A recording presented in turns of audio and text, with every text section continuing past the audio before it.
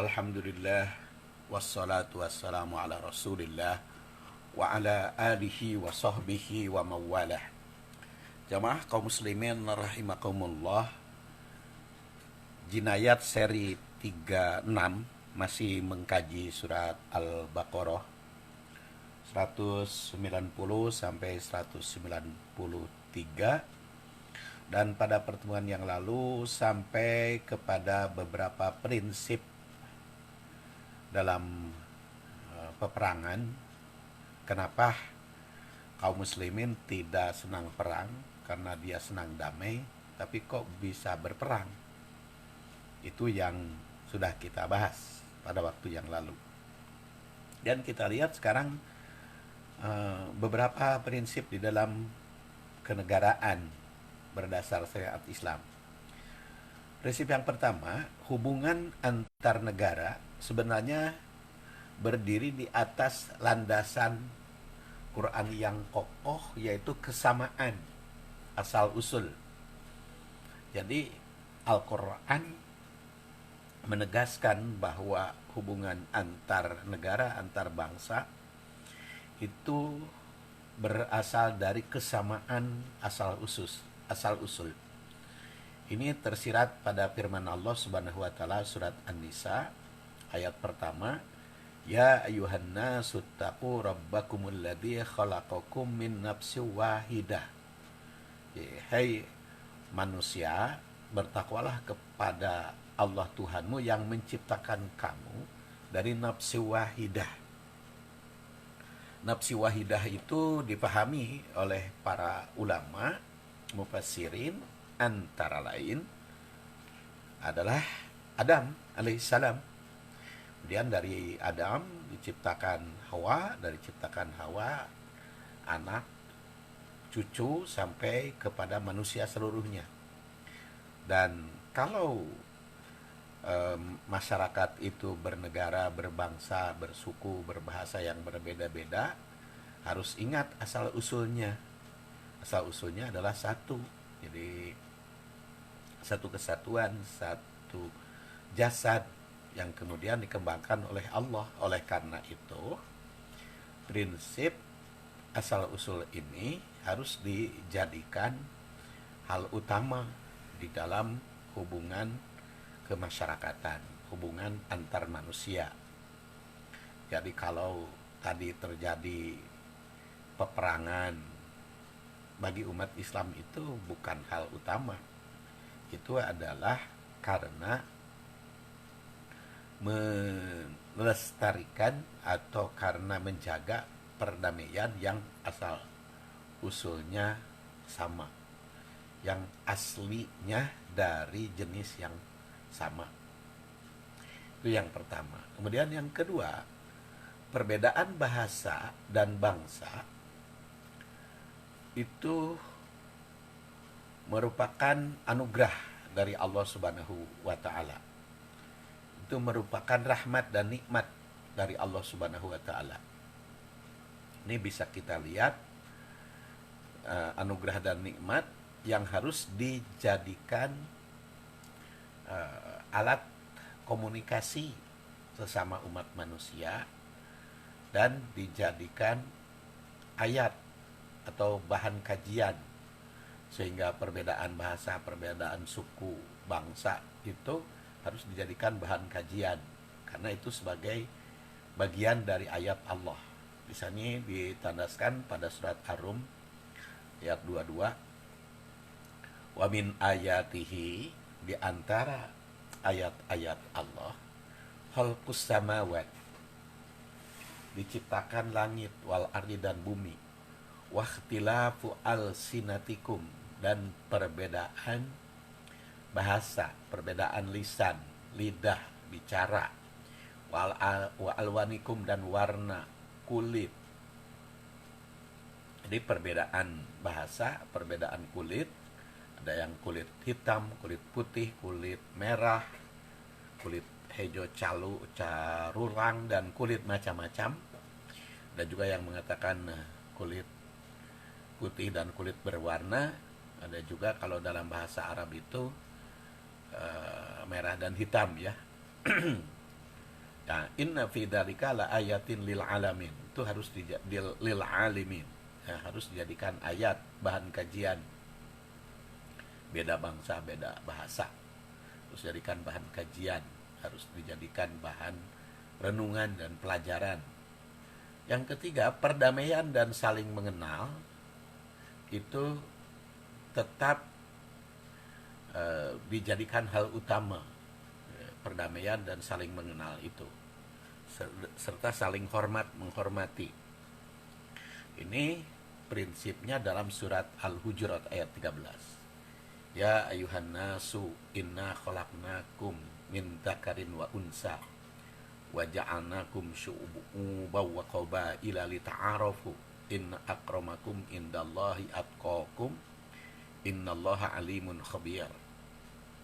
Hai manusia, sungguhnya kami ciptakan kalian terdiri dari laki-laki dan perempuan, wa ja'alnakum syu'uban wa qabaila, kami jadikan kalian tuh berbangsa, bersuku bangsa, berkapilah-kapilah, lita'arafu, supaya saling mengenal, saling hormat. Jadi satu sama lain tuh bukan saling mencelakakan, tapi harus saling mengenal, saling hormat, saling memaklumi. Dan pasti di antara kalian bersuku, berbangsa, berbahasa yang berbeda, terdiri laki-laki dan perempuan, itu ada yang paling unggul di antara kalian. Apakah keunggulan di bidang materi, bidang ekonomi, keunggulan di dalam status, kedudukan, tapi harus ingat keunggulan di sisi Allah adalah takwa. Inna akramakum indallahi atqakum. Innallaha alimun khabir. Sungguhnya Allah maha mengetahui lagi maha waspada. Berikutnya yang keempat, kerjasama antar negara, antar bangsa, antar suku bangsa itu mewujudkan kemaslahatan manusia. Ya, dan menjauhi pelanggaran. Jadi, kerjasama itu hanya di dalam kemaslahatan, ta'awuniyah dan takwa serta ta'awuniyah, dan menjauhi pelanggaran. Ini surat Al-Maidah ayat 2. Wa ta'awanu 'alal birri wat taqwa wa la ta'awanu 'alal ismi wal udwan. Tolong menolonglah dalam kebaikan dan takwa, jangan tolong menolong dalam perbuatan dosa dan pelanggaran. Jadi kerjasamanya itu dalam mewujudkan kemaslahatan manusia. Ta'awunnya ialah birri dan takwa. Bir itu kebaikan, kemaslahatan, takwa itu penjagaan diri. Nah, jadi prinsip kerjasama itu di dalam albir dan takwa, dan menjauhi dosa dan pelanggaran. Kemudian yang kelima, kalau terjadi peperangan itu untuk membela kebenaran dan menjaga perdamaian. Wa'iddu lahum mastata'tum min quwwah min ribatil khair turhibuna bihi aduwallah wa aduwakum wa akharina min dunihim la ta'lamunahumullah ya'lamuhum wa ma tunfiqu min syai'in fi sabilillah yuwaffa ilaikum wa antum la tudlamun wa in janahu lis-salmi fajnah laha wa tawakkal 'ala Allah innahu huwas samiul alim. Nah, di sini dipersiapkan kekuatan, baik itu pasukan berkuda, pasukan infanteri, pasukan udara, laut, darat, dan pasukan apapun tetap dipersiapkan. Untuk apa? Untuk menjaga perdamaian. Tapi kalau ternyata di dalam menjaga perdamaian ada gangguan, nah baru yang anti damai itu diperangi. Perangnya itu adalah di jalan Allah fisabilillah. Nah, kalau ternyata di dalam peperangan musuhnya itu ngejak damai, wa in janahu lisilmi fajnah laha. Berikan perdamaian, tawakal kepada Allah. fa huwa samiul alim. Kemudian yang keenam, keadilan itu harus tegak bagi siapapun. Jadi orang yang mengganggu keadilan, maka itu yang diperangi, maka itu yang diberantas. Jadi kalau tadi yang mengganggu perdamaian, kemudian sebelumnya adalah demi kemaslahatan umat, saling tolong menolong dan anti menolong kepada pelanggaran dan kejahatan. Kemudian yang keenam, karena harus adil. Jadi kalau keadilan itu harus tegak. Jadi kalau ada mengganggu keadilan, maka baru diperangi di situ.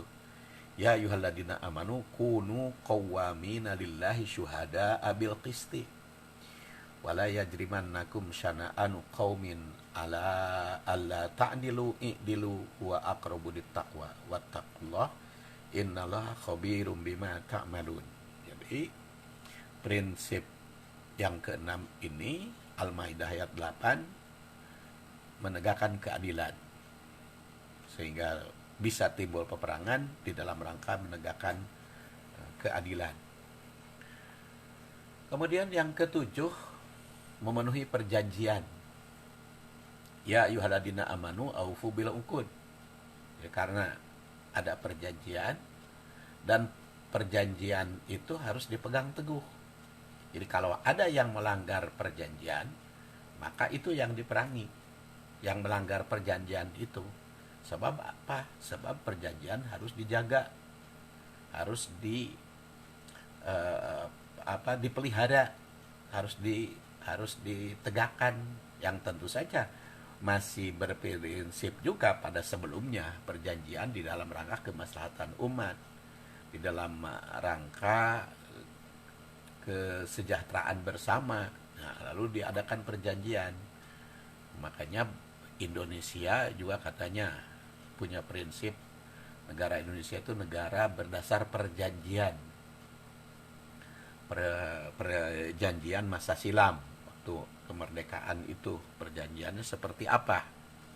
Ya, antara lain di dalam undang-undangnya juga sudah dikemukakan kan.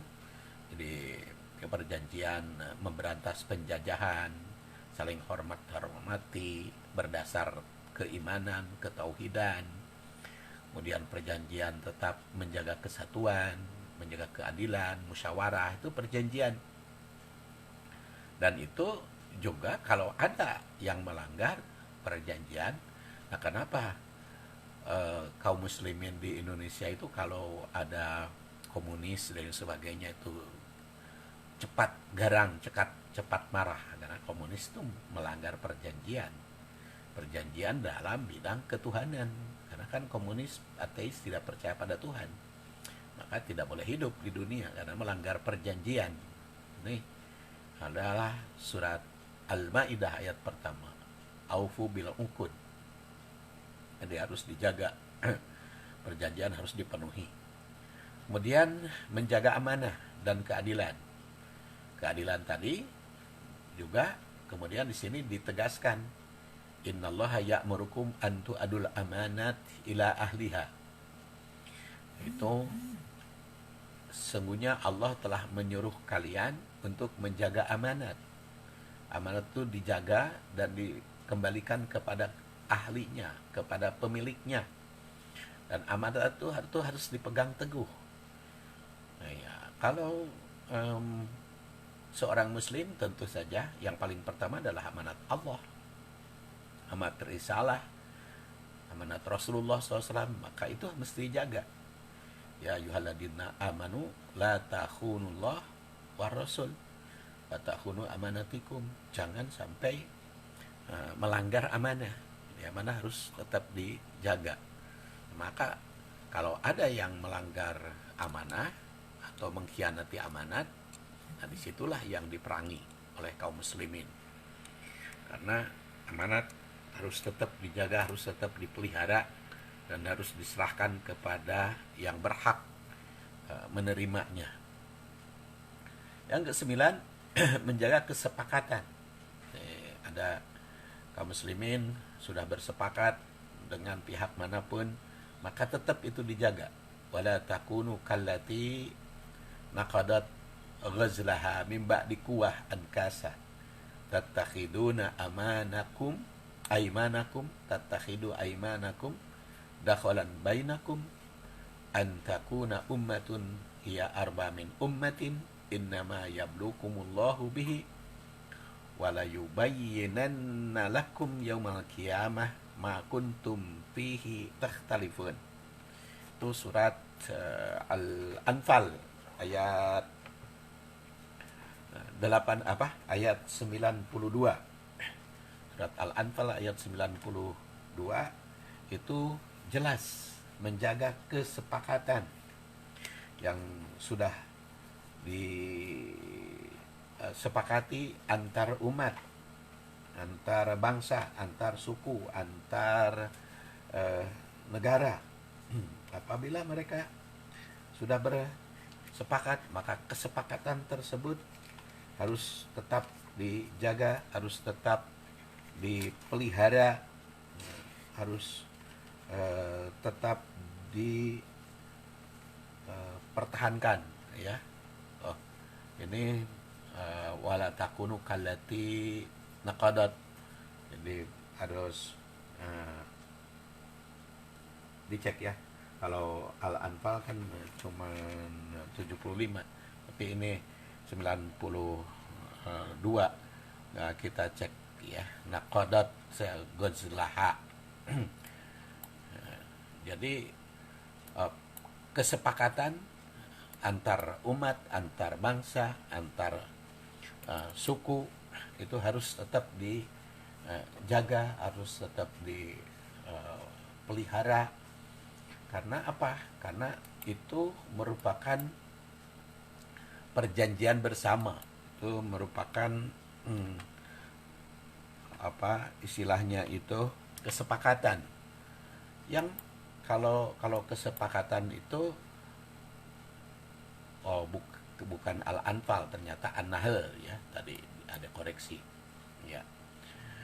Wala takunu kallati naqadat ghazlaha min ba'di quwwatin ankasa tattakhiduna aymanakum dakhalan bainakum an takuna ummatun hiya arba min ummah innama yablukumullahu bih wala yubayyinanna lakum yaumal qiyamah ma kuntum fihi yakhtalifun. Dan janganlah kamu seperti seorang perempuan yang menguraikan benangnya yang sudah dipintal dengan kuat menjadi cerai berai kembali. Nah, kamu menjadikan sumpahmu sebagai alat penipuan antara kamu disebabkan adanya satu golongan yang lebih banyak jumlahnya dari golongan yang lain. Sungguhnya Allah hanya menguji kamu dengan hal itu, dan sesungguhnya di hari kiamat akan jelaskan kepadamu apa yang dahulu kamu gelisahkan. Jadi kaum muslimin yang jumlahnya sedikit walaupun banyak itu tetap harus menjaga, jangan sampai berbuat kerusakan di muka bumi. Kalau mereka sudah sepakat, maka harus dijalankan. Nah, ini bukan surat Al-Anfal tapi surat An-Nahl ya. Surat An-Nahl itu adalah surat ke 16 ya. Jadi menjaga kesepakatan. Kemudian berikutnya, jika beberapa prinsip negara di atas dilanggar oleh pihak lain, baik negara, bangsa ataupun kelompok lain, maka Islam siap memerangi para pelanggar tersebut. Karena tadi Islam itu sebetulnya tidak senang perang, tetapi kalau 9 prinsip itu tidak dijalankan, yaitu prinsip pertama hubungan antar negara atas satu kesatuan, asal satu. Kemudian perbedaan bahasa dan bangsa bukan untuk diperangi tapi untuk dijadikan ayat, jadikan bahan kajian. yang harus dijadikan dasar sehingga mengembangkan keilmuan semakin tinggi ilmunya atas dasar perbedaan bahasa bangsa itu. Terus perdamaian harus tetap dipelihara, harus tetap dijaga, karena kalau berbeda bangsa, berbeda suku itu lita'arufu. Terus demi menjaga kemaslahatan dan menjauhi pelanggaran, menjauhi permusuhan, terus kebenaran harus dibela dan menjaga perdamaian. Kemudian keadilan harus tetap ditegakkan, perjanjian harus dilaksanakan, nih, lalu menjaga amanat dan menjaga kesepakatan. Nah, itu semua prinsip-prinsip bernegara dalam Islam. Nah, jika beberapa prinsip negara dilanggar oleh pihak lain, baik negara, bangsa, atau kelompok, maka Islam siap berperang terhadap orang yang melanggar itu. Islam sebagai agama perdamaian mesti membela yang hak, memberantas kebatilan. Namun tetap tindakannya tidak berlebihan. Sebagaimana ditegaskan di dalam penguncinya, wala ta'tadu innallaha la yuhibbul mu'tadin. Jangan engkau melampaui batas, jangan engkau melampaui apa yang telah ditetapkan, jangan engkau melampaui batas-batas yang telah disesuaikan dengan aturan. Wala ta'tadu. Karena apa? Karena innallaha la yuhibbul mu'tadin. Jadi Allah itu tidak senang melampaui batas. Ya, walaupun perang itu mesti berusaha mengalahkan lawan, tapi tetap ada etika yang mesti ditaati. Pada ayat ini tegaskan wala ta'tadu. Jangan bertindak melampaui batas, jangan bertindak melebihi batasan. Innallaha la yuhibbul mu'tadin, karena Allah tidak senang. Dan muslim itu harus selalu berusaha sesuai dengan apa yang disenangi oleh Allah. Kalau yang dibenci oleh Allah tidak akan dia lakukan, karena ingin dicintai oleh Allah. Allah mencintai yang disiplin dan tidak mencintai orang yang melampaui batas.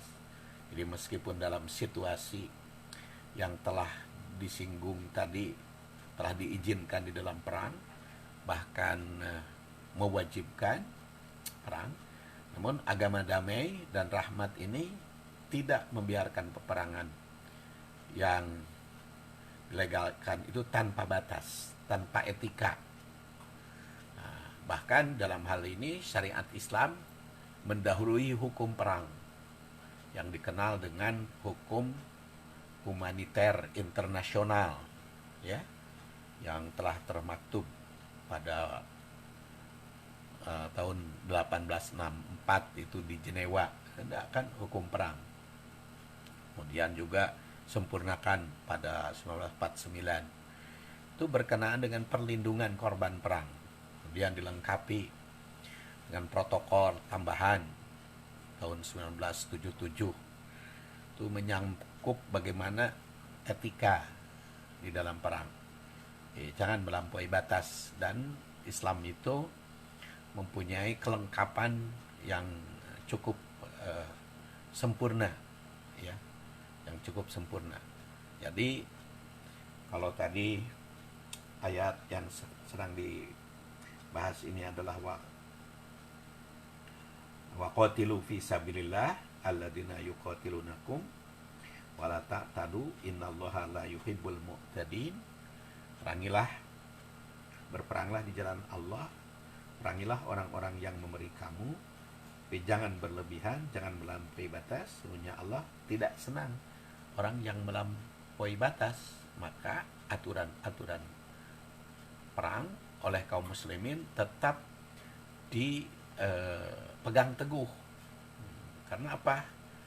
Tujuannya adalah untuk melindungi orang sipil, sehingga menjadi sasaran serangan dalam pertempuran hanyalah sasaran militer, objek militer. Prinsip perbedaan antara hambatan non-kombatan dan warga sipil itu sebenarnya bukanlah hal yang baru bagi al-Islam. Batas-batas itu sudah ditegaskan. Makanya siru bismillah wa fisabilillah qatilu man kafara billah wala tamsulu wala taqdiru wala taghullu wala taqtulu walidan. Sini dikatakan berjuang di jalan Allah, perangi orang yang kufur kepada Allah, yang menantang perdamaian atau yang menyalahi perjanjian, dan tidak boleh membunuh sembarang. Ugju fi sabilillah, bismillah wa fi sabilillah, jalan Allah. Wa qatilu man kafara billah, ugzu wala taqdiru wala taghullu wala tamassalu wala taqtulu walidan. Itu prinsip-prinsip di dalam perangan demikian tegas. Ya. Demikian pula Abdullah bin Umar, wujidat imra'ah maktulah fi ba'ditil kalmaghaji fanha Rasulullah SAW. Dan seorang wanita yang bukan orang berperang terbunuh, itu dilarang oleh Rasulullah SAW. An qatlin nisa wasibyan, bunuh wanita, membunuh bayi, dilarang oleh Rasulullah. Karena Rasulullah SAW idza ba'asa juyusha, apabila mengutus pasukan, beliau berpesan, ukhruju bismillah, keluar atas nama Allah. Tuqatiluna fi sabilillah, berperangnya harus di jalan Allah. Man kafaru billah, barang siapa yang kufur kepada Allah, itu demi menjalankan, menegakkan hukum Allah dalam peperangan. Wala tagbiru wala taghullu wala tumassilu wala taqtulu wildan wala ashabas sawami'. Jadi mana yang boleh dibunuh, mana yang bisa diperangi, mana yang bisa dihancurkan, itu harus tetap dipegang, tidak boleh dilanggar. Nah, maka ditegaskanlah pada ayat selanjutnya, kalau ternyata pelanggaran di pihak lawan, baru waktu luhum. Dan insya Allah ayat 191 akan kita bahas pada kajian berikutnya. Untuk saat ini saya anggap cukup. Ghafarallahu li walakum walhamdulillahirabbil alamin. Assalamualaikum warahmatullahi wabarakatuh.